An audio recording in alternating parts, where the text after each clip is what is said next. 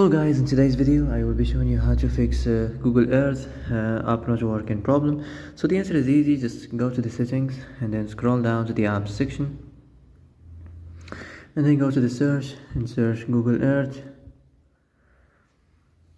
and then go to the storage, and here you will find this clear cache option. Click on it. Now you can go check it if it worked, and if it didn't you can try to restart your phone or turn the Wi-Fi off and on, or the Bluetooth or the airplane mode.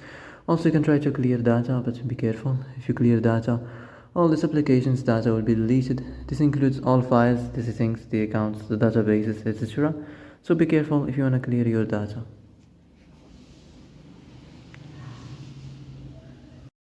And that's it for today's video. I hope this is the answer you've been looking for. If you like this video, don't forget to like and subscribe, and see you in the next video. Thanks for watching.